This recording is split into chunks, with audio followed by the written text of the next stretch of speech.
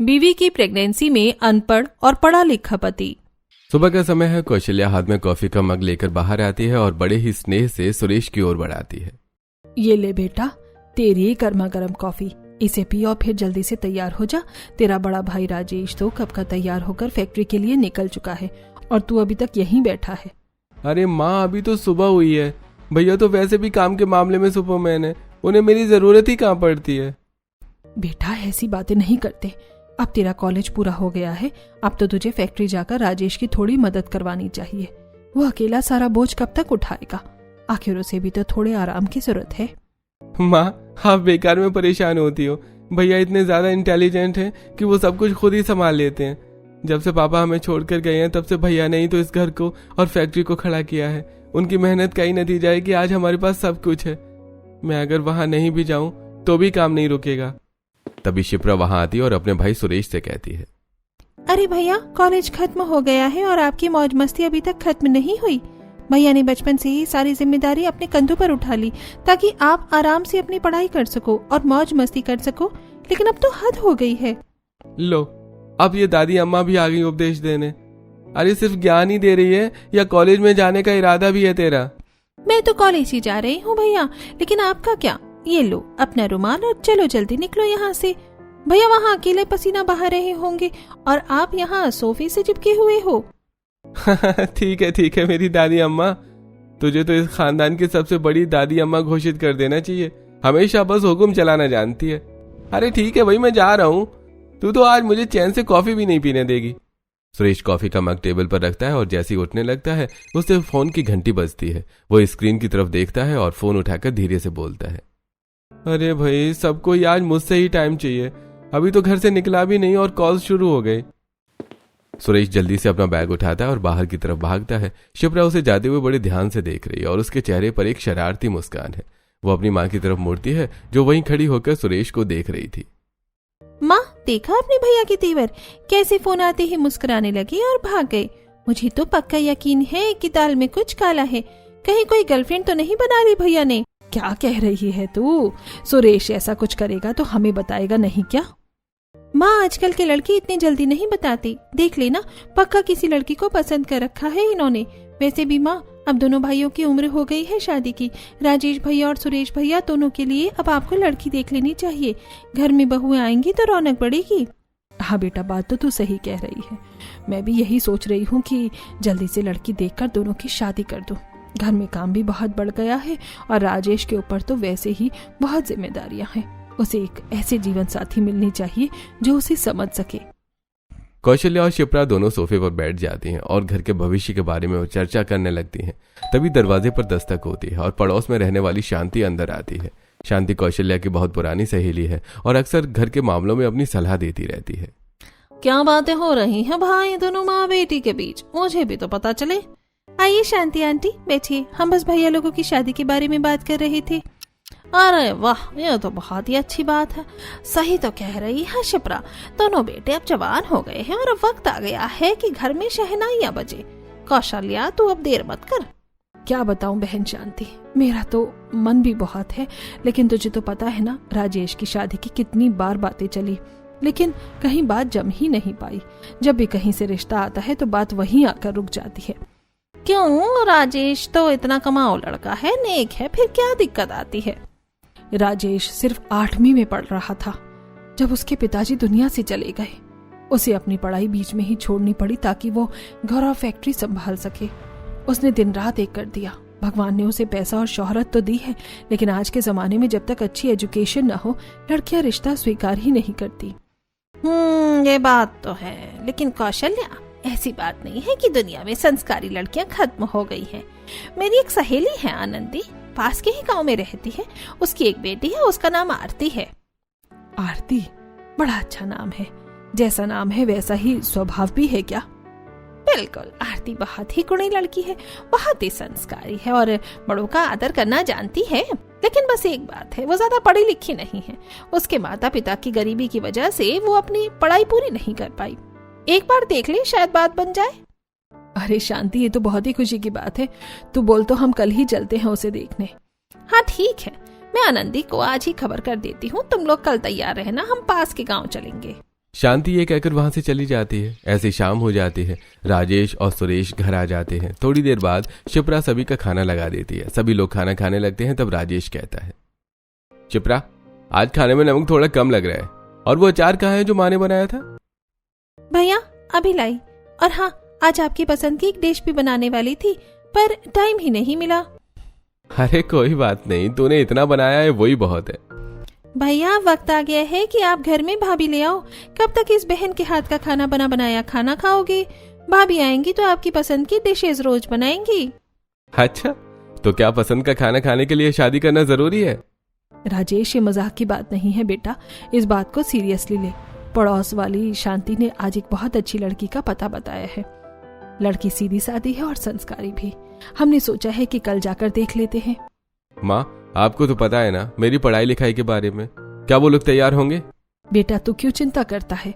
लड़की वाले भी बहुत नेक हैं, तू बस अपनी मर्जी बता। ठीक है माँ, जैसी आपकी मर्जी। अगर आपको लड़की पसंद है तो मुझे भी कोई ऐतराज नहीं होगा। बातें करने के बाद सभी अपने अपने कमरे में जाकर सो जाते हैं। अगले दिन कौशल्या, राजेश और शिप्रा आरती के घर पहुंचते हैं। आनंदी और उसका परिवार उनका स्वागत करते हैं। आरती चाय और नाश्ता लेकर आती है। उसकी सादगी राजेश का दिल जीत लेती है। तब कौशल्या कहती है, आनंदी, मुझे तुम्हारी बेटी आरती बहुत पसंद आई है। हमारे घर की बहू बनने के लिए ये बिल्कुल परफेक्ट है। हमारी तरफ से तो ये रिश्ता पक्का है। राजेश आरती को देखकर मुस्कुराता है और आरती भी अपनी नजरें झुकाकर मुस्कुरा देती है। रिश्ता तय हो जाता है और कौशल्या का परिवार वापस आ जाता है। सभी के जाने के बाद आरती से मिलने उसकी सहेली कुसुम आती है। दोनों आरती के कमरे में बैठे हैं। बातें करते हुए कुसुम कहती है, अरे वाह आरती, तेरी तो शादी पक्की हो गई है। तू तो बहुत आगे निकली, बिना बात किए ही हाँ कर दी। हाँ, माता पिता ने फैसला किया तो मैंने मान लिया। वो तो ठीक है, लेकिन तूने लड़के को जाना नहीं, पहचाना नहीं। आज के जमाने में इतना धोखा होता है, कम से कम एक दो बार बात तो कर लेती। देख कुसुम, मेरा ऐसा मानना है कि कई बार हम किसी को बिल्कुल नहीं जानते, फिर भी उसके साथ पूरी जिंदगी खुशी खुशी गुजर जाती है। और कई बार सालों तक जानने के बाद भी हम इंसान को पहचान नहीं पाते कि वो असल में कैसा है। मान गई तुझे, तेरी सोच का लेवल ही अलग है। वैसे तू भले ही ज्यादा पढ़ी लिखी नहीं है, पर बातें तू बहुत बड़ी बड़ी करती है। अब तू मेरा मजाक उड़ा रही है क्या? चल अब शादी की तैयारी में मदद कर। वहीं दूसरी तरफ शहर के एक आधुनिक कैफे में अनिका काफी गुस्से में दिख रही है और अपनी घड़ी बार बार देख रही है। तभी सुरेश वहां आता है। अनिका उसे देखकर गुस्से में कहती है, सुरेश, हम कॉलेज टाइम से एक दूसरे को जानते हैं, लेकिन अभी तक तुमने मेरे बारे में ये नहीं पता कि मुझे तेरी बिल्कुल पसंद नहीं है। मैं पिछले आधे घंटे से यहाँ तुम्हारा इंतजार कर रही हूँ। अरे यार अनिका, समझने की कोशिश करो ना। आज घर में सब भैया के लिए लड़की देखने गए थे, मुझे वहां रुकना पड़ा, इसलिए देर हो गई। अच्छा, तो मतलब तुम्हारे लिए मैं इम्पोर्टेंट नहीं हूँ, तुम्हारी फैमिली की मीटिंग ज्यादा जरूरी है। डार्लिंग, तुम इम्पोर्टेंट हो तभी तो मैं भागता हुआ यहाँ आ गया। अब ये सब गुस्सा छोड़ो और चलो कहीं चलकर आइसक्रीम खाते हैं, तुम्हारा मूड ठीक हो जाएगा। ठीक है, एक नया आइसक्रीम पार्लर खुला है, बहुत ही फैंसी है, वहाँ चलते हैं। पर अनिका, मैंने सुना है कि वो जगह बहुत महंगी है। महंगे सस्ते से क्या फर्क पड़ता है सुरेश, मेरी खुशी ज्यादा इम्पोर्टेंट है या तुम्हारे पैसे। सुरेश चुप हो जाता है। अब अनिका की जिद के आगे कुछ नहीं बोल पाता। दोनों आइसक्रीम पार्लर पहुंचते हैं। सुनो सुरेश, अब तो बड़े भैया की भी शादी पक्की हो गई है। लगे हाथ तुम भी अपने घर में हमारी शादी की बात कर ही लो। मैं और ज्यादा इंतजार नहीं कर सकती। हाँ ठीक है, मैं माँ से बात करूंगा। जैसे भैया की शादी की तारीख निकलती है मैं अपनी बात भी रख दूंगा। बातें करते हुए दोनों साथ में आइसक्रीम खाते हैं। उसके बाद अनिका अपने घर पहुंचती है। उसके पिता रमेश और माँ निवेदिता सोफे पर बैठे हैं। तभी रमेश कहता है, अनिका बेटा, तुम्हारे लिए एक बहुत ही अच्छा रिश्ता आया है। लड़का अमेरिका रिटर्न है, उसका गाड़ियों का बड़ा शोरूम है, हमारी फैमिली फ्रेंड का बेटा है, तो एक बार देख ले। पापा, आपको पता है ना कि मेरी मर्जी के बिना मेरे कमरे की चादर भी नहीं बदल सकती है। फिर आपने ये सोचा भी कैसे कि आप मेरे लिए लड़का पसंद करेंगे? मैं आपकी पसंद के लड़के से शादी बिल्कुल नहीं करूंगी। लेकिन बेटा, हम तेरे लिए बेहतर फैसला करेंगे। नहीं माँ, मैं अपना फैसला खुद करूंगी। आपने मुझे पढ़ाया लिखा इसलिए नहीं है कि मैं आपकी बातों पर अपनी जिंदगी गुजारूं। और हाँ, बाय द वे, लड़का मैंने खुद पसंद कर रखा है। मैंने सुरेश से कह दिया है, वो एक दो दिन में अपने माता पिता को लेकर आ जाएगा। ऐसा कहकर अनिका अपने कमरे में चली जाती है। तब निवेदिता कहती है, रमेश, इसकी ये जिद देखकर मुझे कभी कभी बहुत डर लगता है। अरे डरने की क्या जरूरत है निवेदिता, हमारी बेटी काफी पढ़ी लिखी और समझदार है। वो अपने फैसले खुद ले सकती है, हमें उस पर भरोसा करना चाहिए। पढ़ाई लिखाई अपनी जगह है रमेश, पर वो जो जिंदगी हमें सिखाती है असली फैसले उस बुनियाद पर ही लेने चाहिए। मुझे लगता है कि अनिका ने जिंदगी से अभी बहुत कम सीखा है। अगले कुछ दिनों में सुरेश अपने घर में अनिका के बारे में बात करता है। राजेश और कौशल्या अनिका के घर जाते हैं। दोनों परिवारों की मुलाकात होती है और शादी तय हो जाती है। 2 महीने बीत जाते हैं और शादी की रस्में पूरी हो जाती हैं और दोनों बहुएं अपने ससुराल आ जाती हैं और आरती की थाली लिए कौशल्या कहती है, आज मेरा घर पूरा हो गया, दोनों बहुएं आ गई, अब तो खुशियां ही खुशियां होंगी। हाँ माँ, आरती उतार कर भाभीियों का गृह प्रवेश करवाओ। कौशल्या दोनों बहुओं का गृह प्रवेश करवाती है। फिर सभी अपने अपने कमरे में जाकर आराम करते हैं। अगली सुबह बड़ी बहू आरती उठ गई है। उसने स्नान कर लिया है और साड़ी पहनकर सिर पर पल्ला रखकर मंदिर में पूजा कर रही है। पूजा करने के बाद वो कौशल्या के पास आती है और उनके पैर छूकर कहती है, माँ जी जय श्री कृष्णा, मैंने पूजा कर ली है, अब अगर आप कहें तो मैं रसोई में जाकर कुछ बना लूं। आज मेरी पहली रसोई है ना। खुश रहो बहू। अरे अभी इतनी जल्दी क्या है, अनिका को भी आ जाने दो, फिर दोनों मिलकर रसोई की रस्म करना। माँ जी वो शायद अभी सो रही होगी, तब तक मैं जाकर चूल्हा पूजन कर लेती हूँ और थोड़ी साफ सफाई देख लेती हूँ। ऐसा कहकर आरती रसोई में चली जाती है। काफी देर बाद अनिका अपने कमरे से बाहर आती है। उसने नाइटी पहनी हुई है, हाथ में फोन है। उसे देखकर कौशल्या और शिप्रा थोड़े हैरान रह जाते हैं। बहू तुम इतनी देर से सोकर उठी हो? ओह गॉड माँ जी, इतनी सुबह सुबह कौन उठता है, मैं तो वैसे भी देर से सोने की आदी हूँ। भाभी आज आपकी पहली रसोई की रस्म है, सब लोग खाने का इंतजार कर रहे हैं। अनिका ये कुकिंग वुकिंग मेरी बस की बात नहीं है, मैंने कॉलेज में सेमेस्टर्स की तैयारी की है, कुकिंग की नहीं। और वैसे भी आरती भाभी है ना, उन्हें तो ये सब बहुत पसंद है, मेरी क्या जरूरत है। बहू ये हमारे घर की रस्म है, तुम्हें कम से कम रसोई में तो जाना चाहिए। कौशल्या की बात सुनकर अनिका मुंह बनाती है और तैयार होकर रसोई में जाती है तो आरती कहती है, आओ आओ अनिका, मैं तुम्हारा ही इंतजार कर रही थी। मेरा इंतजार क्यों कर रही थी भाभी? आपको तो पता है ना मुझे ये सब काम नहीं आते।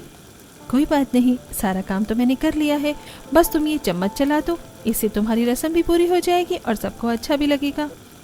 अनिका बस चम्मच हिलाती है और रस्म पूरी हो जाती है। दोनों बहुएं डाइनिंग टेबल पर खाना परोसती हैं। सब लोग खाना खाना शुरू करते हैं। खाना खाकर राजेश कहता है, अरे वाह, आज तो खाने का स्वाद ही बदल गया है, बहुत बढ़िया बना है। सब लोग बातें करते हुए खाना खाते हैं। तभी कौशल्या कहती है, मैं सोच रही हूँ आज शाम ही दोनों बहुओं की मुंह दिखाई की रस्म रख ली जाए। माँ आप चिंता मत करो, मैं डेकोरेशन वाले को बुलाकर छत पर सब सजवा दूंगी। हाँ माँ, खाने का ऑर्डर बाहर से दे दूंगा। ऐसे ही शाम हो जाती है। छत पर मुंह दिखाई के लिए मेहमान आना शुरू हो जाते हैं। आरती एक पारंपरिक साड़ी पहनकर सिर पर पल्ला रखकर आती है। वहीं दूसरी तरफ अनिका एक बहुत ही मॉडर्न और महंगी ड्रेस पहनकर आती है। दोनों स्टेज पर बैठती हैं। उन्हें देखकर मेहमानों के बीच चर्चा शुरू हो जाती है। देखो भाई, एक ही घर की 2 बहुएं और दोनों कितनी अलग हैं। बड़ी बहू तो कितनी संस्कारी लग रही है, सिर से पल्ला भी नहीं हटा, और छोटी वाली को देखो जैसे किसी किट्टी पार्टी में जा रही हो। हाँ भाई, ये पढ़ी लिखी और अनपढ़ बहू का फर्क तो दिखेगा ही। एक तो संस्कारों का पता है और दूसरी बस अपनी मॉडर्न लाइफ में ही जीती है। अनिका ये सब सुन लेती है और उसे बहुत बुरा लगता है। वो बगल में बैठी आरती से कहती है, वैसे जेठानी जी, आज आपकी मुंह दिखाई थी तो कम से कम कुछ ढंग का पहन लेती। मुझे आपको अपनी जेठानी कहने में गर्व होता अगर आप थोड़ी मॉडर्न लगती। वैसे ये आपकी कम पढ़े लिखे होने के कारण है। अनिका, तुम्हें मेरे कपड़ों से नहीं, मेरे कर्मों से मुझ पर गर्व होगा। मेरा ऐसा मानना है कि कपड़े इंसान की असली पहचान नहीं होते। और रही बात पढ़ाई की, तो मैं भले ही स्कूल नहीं गई हूँ, लेकिन मेरी माँ ने मुझे जिंदगी की जो किताब पढ़ाई है उसमें मैं अनपढ़ नहीं हूँ। सुरेश आरती की बात सुनकर राजेश से कहता है, बिल्कुल सही कहा आरती भाभी ने। राजेश भैया, आप बहुत खुश नसीब हो कि आपको इतनी गहरी सोच रखने वाली पत्नी मिली है।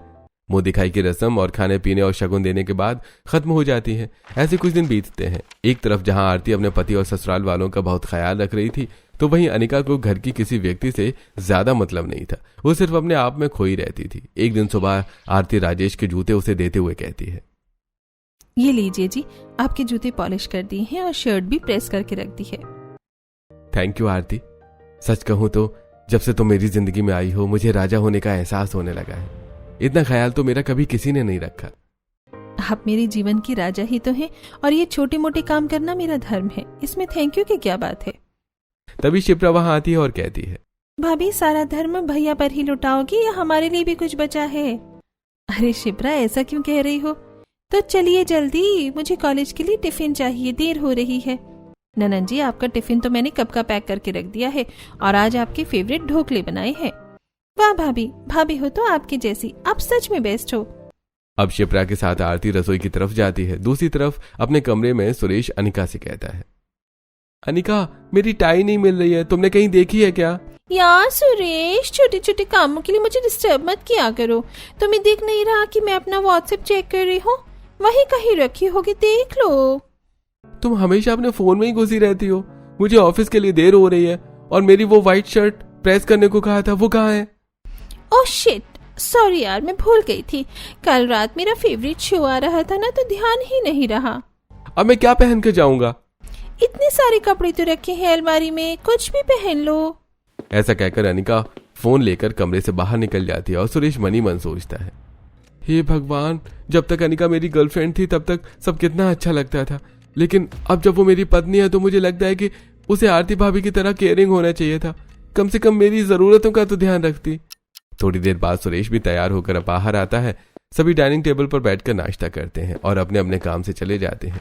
ऐसे कुछ दिन बीत जाते हैं। एक दिन जब शाम को दोनों भाई घर वापस आते हैं तो कौशल्या उनसे कहती है, राजेश, सुरेश बेटा, बहुत ही शुभ समाचार मिला है। लो पहले तुम दोनों मिठाई खाओ। मिठाई? माँ, किस बात की मिठाई है ये? अरे बेटा, तुम दोनों बाप बनने वाले हो। आज ही डॉक्टर का फोन आया था। आरती और अनिका दोनों की रिपोर्ट पॉजिटिव आई है। मेरे घर में नन्हे मुन्ने कदम पड़ने वाले हैं। अरे सच में माँ, ये तो सच में बहुत बड़ी खुशी है। वाह माँ, ये तो कमाल हो गया। अनिका भी बहुत खुश होगी। देखो बेटा, अब उनकी सेहत का बहुत ख्याल रखना होगा। ये समय बहुत नाजुक होता है। आज से तुम दोनों अपनी पत्नियों की हर जरूरत का ध्यान रखोगे। दोनों अपने कमरे में जाते हैं और अपनी अपनी पत्नियों के साथ अपनी खुशियां बांटते हैं। ऐसे कुछ महीने बीत जाते हैं। आरती और अनिका का अब चौथा महीना चल रहा है। दोनों के बेबी बम्प अब साफ नजर आने लगे हैं। एक शाम राजेश फैक्ट्री से थोड़ा जल्दी घर लौटता है। उसके हाथ में गोलगप्पों का पैकेट है। वो सीधा किचन में जाता है जहां आरती खाना बना रही है। आरती, देखो मैं तुम्हारे लिए क्या लाया हूँ, तुम्हारे फेवरेट खट्टे तीखे गोलगप्पे। अरे आप इतनी जल्दी आ गई, और ये गोलगप्पे? अभी तो मैं खाना बना रही हूँ। खाना बाद में बनेगा, पहले तुम यहाँ बैठो और आराम से ये गोलगप्पे खाओ। आज खाना बनाने में मैं तुम्हारी मदद करूंगा।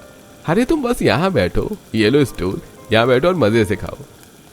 ऐसा कहकर राजेश आरती को स्टूल पर बिठाकर पानी पूरी निकाल कर दे देता है। आरती पानी पूरी खाने लगती है और राजेश रसोई में खड़ा सब्जी बनाने लगता है। दोनों के बीच प्यार भरी बातें हो रही हैं। तभी अनिका फोन चलाते हुए किचन के पास से गुजरती है। वो रुककर अंदर का नजारा देखती है। ये देखकर वो मन ही मन सोचती है, कितना प्यार करते हैं भैया अपनी पत्नी को, उनका कितना ध्यान रखते हैं। और एक मेरे पति हैं। आज मैंने सुबह कहा था कि मुझे बाहर लेकर चलना, कुछ सामान खरीदना है, और अभी तक उनका कोई अता पता ही नहीं है। अनिका अपने कमरे में जाकर सुरेश को फोन लगाती है। काफी देर बाद सुरेश फोन उठाता है। तब अनिका कहती है, हेलो सुरेश, तुम्हें याद भी है कि आज मैंने सुबह क्या कहा था कि मुझे बाहर जाना है, शॉपिंग करनी है। यार अनिका, मैं थोड़ा बिजी हो गया हूँ, मैं अभी नहीं आ पाऊंगा। तुम एक काम करो, शिप्रा के साथ चले जाओ। मुझे शिप्रा के साथ नहीं जाना सुरेश, मुझे तुम्हारे साथ जाना है। अभी पॉसिबल नहीं है, सॉरी। ऐसा कहकर सुरेश फोन काट देता है। अनिका दोबारा फोन लगाती है तो उसका फोन स्विच ऑफ जाता है। अनिका गुस्से में फोन पटक देती है और रोने लगती है। दूसरी तरफ सुरेश एक रेस्टोरेंट में बैठा हुआ है। अपनी गर्लफ्रेंड मानसी से कहता है, अरे यार अनिका थी, हमेशा उसका यही रहता था, ये ला दो, वो ला दो, यहाँ चलो, वहां चलो। खुद मेरा कोई ध्यान नहीं रखती, बस अपनी फरमाइशें पूरी करवानी होती हैं। सच कहूं तो मैं घर जाने से कतराने लगा हूं। इसलिए तो कहती हूँ डार्लिंग, इस घुटन भरी शादी से बाहर निकलो, उसे डिवोर्स दे दो और मुझसे शादी कर लो, हम कितने खुश रहेंगे। मानसी, मैं अपनी पत्नी को प्यार तो करता हूँ, पर उसका ये व्यवहार मुझे परेशान करता है। डिवोर्स तो मैं नहीं दे सकता, माँ और भैया क्या सोचेंगे, लेकिन हाँ, मैं तुम्हारे साथ इस रिलेशनशिप में जरूर रहूंगा। तुम हमेशा मेरी खास रहोगी। ठीक है, जैसे तुम चाहो, लेकिन अभी तो बिल पे कर दो, मुझे कुछ शॉपिंग भी करनी है। समय का पहिया और आगे घूमता है। एक तरफ राजेश अपनी पत्नी आरती का पल पल ख्याल रखता है, उसे समय देता है और उसकी खुशी में अपनी खुशी ढूंढता है। दूसरी तरफ सुरेश और अनिका के बीच दूरियां बढ़ती जा रही हैं। सुरेश घर से देर से आता है, अनिका से खींचा खींचा रहता है और अक्सर उसे अनसुना कर देता है। एक दिन अनिका सुरेश से कहती है, सुरेश, मुझे ब्यूटी पार्लर गए हुए जमाना हो गया है, तो मुझे कभी टाइम ही नहीं देते। तुम्हारा बस यही रोना रहता है, टाइम नहीं देते, गिफ्ट नहीं देते। अरे मैं परेशान हो गया हूँ इन सब बातों से, मैं जा रहा हूँ, खुद चली जाना जहां जाना हो। ऐसा कहकर सुरेश गुस्से में बाहर निकल जाता है। तभी अनिका उसके बैग को देखकर आवाज देकर कहती है, अरे सुरेश रुको, अपना बैग तो ले जाओ। सुरेश अनिका की बात नहीं सुनता और चला जाता है। तब अनिका मन ही मन सोचती है, सुरेश तो मुझे समय देता ही नहीं है, ऐसे करती हूँ जेठानी जी के साथ ही पार्लर चली जाती हूँ। यही सोचकर वो आरती के कमरे की तरफ जाती है। वहां पहुंचकर वो देखती है कि आरती फोन पर राजेश से बात कर रही है। अच्छा, क्या सरप्राइज है, बता भी दीजिए ना। अच्छा ठीक है, मैं बैग खोल कर देखती हूँ। आरती फोन रखकर अनिका को देखती है और कहती है, अरे देवरानी जी, आओ आओ, राजेश का फोन था, कह रहे थे उनके ऑफिस बैग में मेरे लिए सरप्राइज है। रुको, मैं खोलकर देखती हूँ कि क्या है। ऐसा कहकर जैसे ही आरती राजेश का बैग खोलती है, उसमें आरती की अलग अलग तरह से खींची गई फोटो, साथ में एक गुलाब है और एक छोटा सा गहनों का डिब्बा है जिसमें सोने की एक अंगूठी है। उसमें एक छोटा सा लेटर भी रखा है। आरती अनिका को वो लेटर देती है और पढ़कर सुनाने को कहती है। आरती, तुम मेरी दुनिया हो, मेरी सारी वफाएं सिर्फ तुम्हारे लिए है। तुमसे पहले और बाद में मेरी जिंदगी में कोई नहीं आया, नहीं कभी आएगा। I love you. कितना सुंदर है ये सब, काश सुरेश भी मेरे लिए ऐसा कुछ करते। देखो ना, उन्होंने मेरे लिए कितना कुछ किया। वैसे सुरेश जी भी तुम्हें बहुत प्यार करते हैं, हम दोनों ही भाग्यशाली हैं कि हमें इतने अच्छे पति मिले। अनिका मुस्कुराने की कोशिश करती है, लेकिन उसका दिल बैठा जा रहा है। वो वापस अपने कमरे में जाती है और मन ही मन सोचती है, जेठानी जी अनपढ़ हैं, फिर भी देवर जी उनके लिए इतना कुछ करते हैं। शायद सुरेश भी इसीलिए अपना बैग छोड़ कर चले गए कि उसमें भी मेरे लिए कोई सरप्राइज होगा। मैं खोल कर देखती हूँ। यही सोचकर अनिका सुरेश का बैग खोलती है तो उसे अंदर सुरेश और मानसी की कुछ तस्वीरें मिलती हैं, एक साथ हंसते हुए, एक दूसरे के करीब। साथ में कुछ महंगे गिफ्ट्स और रसीदें हैं जो मानसी के नाम पर हैं। एक लेटर भी मिलता है। अनिका उसे पढ़ती है। मानसी, ये सिर्फ तुम्हारे लिए है डार्लिंग। मेरी शादी भले ही किसी और से हुई है, पर प्यार में सिर्फ तुमसे ही करता हूँ। तुम ही मेरी असली खुशी हो। अनिका के पैरों तले जमीन खिसक जाती है। वो फर्श पर बैठ जाती है और सिसक सिसक कर रोने लगती है और मन ही मन सोचती है, मेरी सारी डिग्रियां, मेरे सारे मॉडर्न सोच मुझे इस धोखे से नहीं बचा पाई। वो ऐसा सोच ही रही थी कि तभी आरती कमरे में आती है। वो अनिका को रोते हुए देखती है। वहां पड़ी तस्वीरों को वो उठाकर देखती है और लेटर देखती है और सब कुछ समझ जाती है। तब अनिका रोते हुए कहती है, जेठानी जी, उसने मुझे कहीं का नहीं छोड़ा। सुरेश मुझे धोखा दे रहे हैं। अनिका, शांत हो जाओ, रोने से कुछ नहीं होगा। और वैसे भी इन सब में गलती तुम्हारी भी है अनिका। ये आप क्या कह रही हैं जेठानी जी? धोखा सुरेश ने दिया है, मैंने नहीं। देखो अनिका, तुमने हमेशा उसे अपनी शर्तों पर चलाने की कोशिश की, कभी उसकी पसंद का ध्यान नहीं रखा, कभी उसके घर के कामों में हाथ नहीं बटाया। हाँ जेठानी जी, आप सही कह रही हो। मुझे लगता था कि मैं ज्यादा पढ़ी लिखी हूँ और मॉडर्न हूँ, तो मुझे अपने पति की सेवा करने की जरूरत नहीं है। अनिका सुनो, अभी भी देर नहीं हुई है। मर्द को बांधने के लिए जंजीर की जरूरत नहीं, ममता और ध्यान की जरूरत होती है। अपने पति को समय दो, उसे एहसास कराओ कि उसके लिए तुमसे ज्यादा जरूरी दुनिया में कोई नहीं है। तुम अपनी जिम्मेदारी निभाओ, तुम्हारा प्यार अपने आप लौट आएगा। क्या ये मुमकिन है भाभी? जरूर, तुम आज से ही शुरुआत करो, मैं तुम्हारी मदद करूंगी। अगले दिन अनिका सुबह जल्दी उठती है और वो कौशल्या के साथ पूजा में बैठती है। ये देखकर कौशल्या हैरान रह जाती है और कहती है, अरे वाह बहू, आज तो तुम सुबह सुबह ही उठ गई। चलो, आ गई हो तो साथ में पूजा कर लो। हाँ हाँ माँ जी, इसलिए तो सुबह उठ कर आई हूँ। अपनी सास के साथ पूजा करने के बाद अनिका रसोई में जाती है और आरती से कहती है, जेठानी जी, आज सभी लोगों के लिए नाश्ता मैं बनाऊंगी, और हाँ, सुरेश की पसंद का खाना भी बनाऊंगी। वो सुरेश की पसंद का खाना बनाना सीखती है और सभी लोगों के लिए खाना परोसती है। सभी लोग खाना खाते हैं। ये देखकर सुरेश बहुत खुश हो जाता है। शाम को जब सुरेश ऑफिस से आता है तो वो उसे ताने देने के बजाय पानी का गिलास देती है और उसकी थकान पूछती है। वो उसके कपड़े प्रेस करके रखती है, उसका बैग खुद तैयार करती है। ऐसे दिन बीत रहे थे। एक दिन शिप्रा अपनी माँ से कहती है, माँ, देखा आपने, हमारी छोटी भाभी तो पूरी तरह बदल गई है। अब तो वो किचन में आरती भाभी का हाथ भी बटाती है और भैया का कितना ख्याल रखती है। हाँ बेटा, मुझे तो लग रहा था कि ये कभी नहीं सुधरेगी। ये तो पूरी तरह बदल गई है। सुरेश भी इस बदलाव को महसूस कर रहा है। वो हैरान है कि अनिका जो कभी अपनी मर्जी के बिना चादर नहीं बदलती थी, अब उसका इतना ध्यान रख रही है। लेकिन उसके मन में मानसी के प्रति जो आकर्षण था वो अभी पूरी तरह खत्म नहीं हुआ था। एक शाम सुरेश बेडरूम में अपनी फाइलें देख रहा होता है कि तभी अनिका उसके लिए दूध का गिलास लेकर आती है। सुरेश दूध लेते हुए कहता है, थैंक यू अनिका, वैसे पिछले कुछ दिनों से मैं देख रहा हूं कि तुम काफी बदल गई हो। क्या बात है? सुरेश, दरअसल मुझसे बहुत बड़ी गलती हो गई और मैं चाहती हूँ कि आप उस सच को जाने। मैं और ज्यादा इस बोझ के साथ नहीं जी सकती। कैसी गलती? क्या हुआ? सब ठीक तो है? अब अनिका बिस्तर के नीचे से डीएनए रिपोर्ट निकालकर सुरेश के हाथ में थमाते हुए कहती है, ये देखिए, ये रिपोर्ट। सुरेश जैसे उसे खोलता है उसके होश उड़ जाते हैं। वो एक डीएनए टेस्ट की रिपोर्ट है। तब अनिका कहती है, मुझे पता है आप मुझे कभी माफ नहीं करेंगे, लेकिन ये बच्चा आपका नहीं है। क्या क्या कह रही हो तुम? ये क्या बकवास है? सुरेश के पैरों तले जमीन खिसक गई है। उसकी हैरत अचानक भयानक तूफान में बदल जाती है। सुरेश जोर से चिल्लाता है, उसकी आवाज पूरे घर में गूंज उठती है। ये क्या है अनिका? ये तूने क्या किया? मेरी पीठ पीछे इतना बड़ा धोखा। सुरेश पागलों की तरह कमरे से बाहर निकलता है और चिल्लाता हुआ हॉल में आता है। उसके हाथ में वो रिपोर्ट है। कौशल्या, राजेश, शिप्रा और आरती सब घबराकर हॉल में इकट्ठा हो जाते हैं। अनिका पीछे पीछे सिर झुकाए आ रही है। माँ, भैया, देखिए इस औरत की सच्चाई, जिसे हम घर की बहू बनाकर लाए, उसने मेरे खानदान की नाक काट दी। ये बच्चा मेरा नहीं है, इसने मेरे साथ गद्दारी की है। बेटा, ये तू क्या कह रहा है? होश में तो है? अनिका बहू, ये सब क्या सुन रही हूँ मैं? क्या ये सच है? माँ जी, मैं और क्या करती, मुझसे बहुत बड़ी गलती हो गई। अनिका, तुझे अंदाजा भी है तू क्या कह रही है? भैया, इसने मुझे कहीं का नहीं छोड़ा। मैं इसे इसी वक्त तलाक दे दूंगा। निकल जा मेरे घर से। एक धोखेबाज औरत और किसी और के बच्चे को इस घर में जगह नहीं दूंगा मैं। देवर जी रुकिए, इतना गुस्सा सेहत के लिए ठीक नहीं है। जरा ठंडे दिमाग से सोचिए। भाभी, आप बीच में मत बोलिए, इसने धोखा दिया है मुझे।